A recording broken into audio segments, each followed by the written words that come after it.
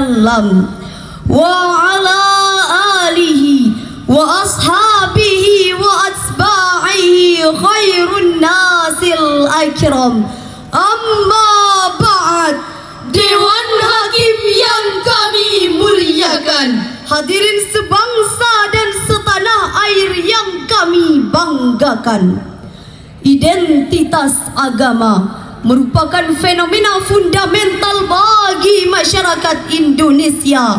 Dibandingkan ras, suku, dan spirit kebangsaan, agama diyakini sangat memenuhi kebutuhan psikologis individu terkait identitas diri, harga diri, maupun aktualisasi diri.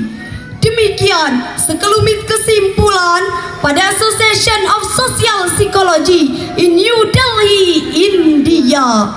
Konsekuensinya, sebagai penganut suatu agama di Indonesia, ia pasti dihadapkan bukan hanya dengan umat seagama, melainkan juga dengan umat yang berbeda agama dari segi keyakinan. Apakah semua agama benar atau hanya agama yang dianutnya saja yang benar? Pertanyaan tersebut menjadi penting direnungkan, karena jika seorang individu beragama memiliki keyakinan bahwa semua agama benar, ia akan dianggap berakidah samar-samar. Akan tetapi, jika seorang individu beragama memiliki kesimpulan hanya agama yang dianutnya saja yang benar, ia akan dianggap berakidah samar. Dengan keyakinan seperti itu, agama selain yang dianutnya akan dibina ke jalan yang benar. Jika tidak mau, harus dibinasakan. Tetapi andai sikap ini yang dikembangkan, wajah agama yang damai dan bersahabat akan berubah menjadi monster yang paling jahat, teroris yang paling sadis, radikal yang paling brutal. Bahkan tidak mustahil jika di negeri ini terjadinya konflik vertikal, diagonal, bahkan horizontal yang menyebabkan kecemburuan sosial dan eksternal. Betul?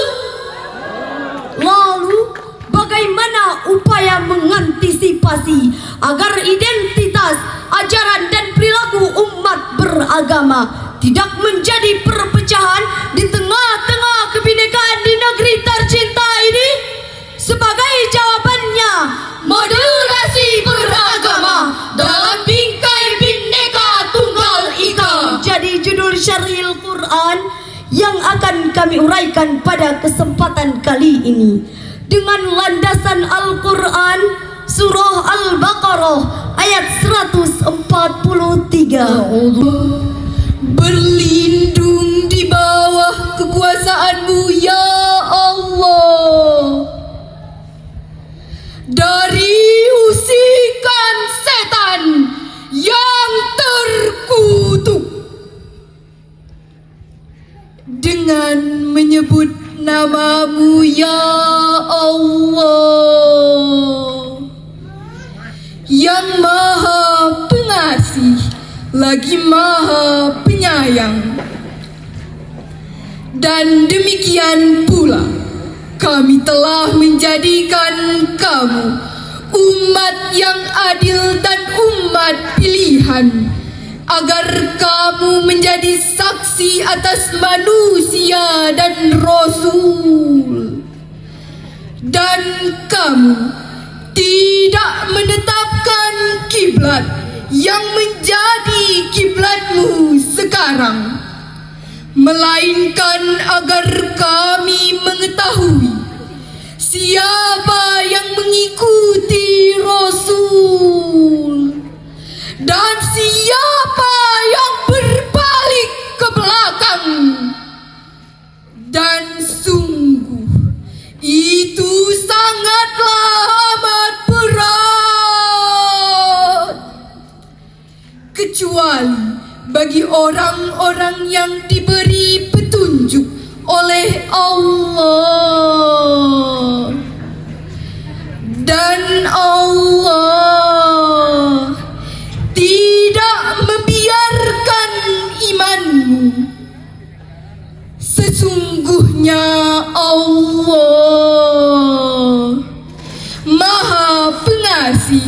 lagi Maha Penyayang kepada manusia. Dewan Hakim yang mulia, hadirin yang berbahagia. Asbabun nuzul ayat tadi masih relevan dengan ayat sebelumnya, yaitu tentang pemindahan kiblat kaum muslimin dari Baitul Maqdis ke arah Ka'bah atau mustaqbilal qiblah. Ayat ini diturunkan Allah untuk mempertegas posisi kaum muslimin sebagai umat yang moderat atau dikenal dengan istilah ummatan wasaton menurut Syekh Usama Ar-Rifai dalam Tafsirul Wajiz li Kitabillahi Aziz halaman 23. Kata wasaton secara bahasa bermakna pertengahan, seimbang dan pilihan. Secara leksikal, dalam pemahaman Profesor Dr. Haji Muhammad Quraisy Shihab LCMA dalam tafsirnya Al-Misbah jilid 1 halaman 278, kata wasaton dalam bahasa Arab berarti segala yang baik sesuai objeknya. Dalam konteks beragama, berkembanglah istilah ummatan wasaton. Yalal watan, yalal watan, yalal watan, hubbul watan minal iman, wala takum minal iman, inhadu alal watan. Indonesia negeriku, engkau panji martabatku. Siapa datang mengancammu kan binasa di bawah durimu. Siapa datang mengancammu kan binasa di bawah durimu. Takbir, Allahu Akbar. Namun disayangkan hadirin, tinta emas kini berubah menjadi tinta kelam karena julukan umat Islam sebagai umat moderat di kawasan ASEAN kini identik sebagai umat ekstremis, umat radikalis, umat separatis, bahkan umat teroris. Sebagai contoh kelam, terjadi sederetan kasus terorisme dan radikalisme di berbagai wilayah di negeri ini, mulai dari pembunuhan pekerja jembatan di Papua, aksi terorisme di Mapolda Riau, bom bunuh diri di Surabaya, dan di kota yang sama kasus peledakan bom yang menyebabkan 3 gereja hancur lebur yang mengakibatkan puluhan nyawa tak berdosa meninggal dunia. Ini jelas, sekali lagi ini jelas tidak mencerminkan sikap seorang moderat penebar maslahat, tetapi sikap seorang penjahat pembawa mafsadat. Na'udzubillahi min dzalik. Pemahaman ini hadirin dalam istilah agama disebut ghuluw, yaitu sikap berlebihan dalam beragama sehingga melampaui batas-batasnya. Demikian penjelasan Ibnu Hajar Al-Asqalani dalam kitabnya yang masyhur Fathul Bari jilid 13 halaman 278. Timbul pertanyaan, bagaimana solusi menumbuhkan sikap moderat dalam kebinekaan menurut Al-Quran? Sebagai jawabannya, mari kita renungkan firman Allah dalam Al-Quran surah Al-Mumtahanah ayat 8.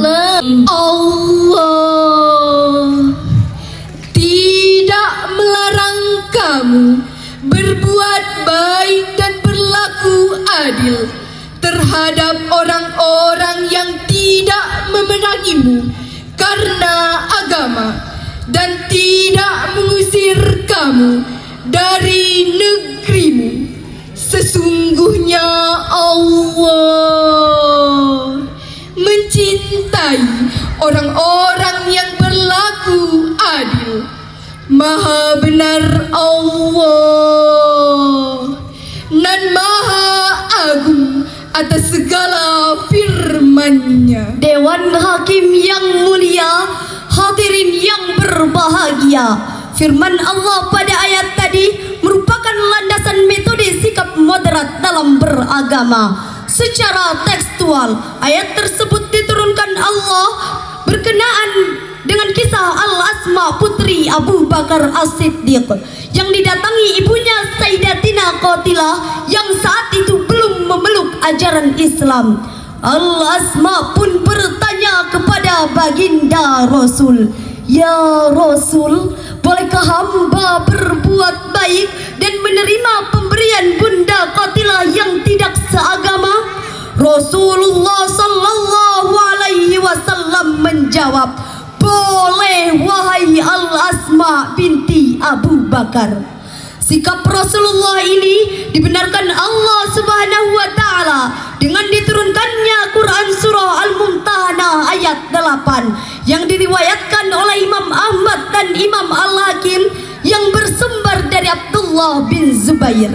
Dengan demikian, dalam konteks kebangsaan dengan berbagai kebinekaan yang ada, termasuk beda agama, dalam moderasi beragama tidak dibenarkan menutup ruang ukhuwah hanya karena beda rumah ibadah. Tidak dibenarkan menutup ruang kerjasama hanya karena beda agama. Dan tidak dibenarkan menutup ruang persaudaraan hanya karena beda ras dan kesukuan. Setuju? Kini saatnya kita menatap masa depan dengan mau Bergandeng tangan. Dari syarahan tadi dapat kami ambil kesimpulan bahwa Indonesia memiliki kebinekaan yang sangat tinggi, beraneka suku, berlainan bahasa, bahkan berbeda agama. Jika saling berkomunikasi dan bertoleransi sebagai implementasi moderasi dalam beragama, segala perbedaan yang ada bisa menjadi modal utama dalam membangun bangsa. Demikianlah yang dapat kami sampaikan. Terima kasih atas segala perhatian. Mohon maaf atas segala kesalahan dan kekhilafan. Jalan-jalan bersama kerabat, singgah sebentar membeli pulsa. Indonesia sungguh sangatlah hebat Dengan moderasi beragama guna mempersatukan bangsa.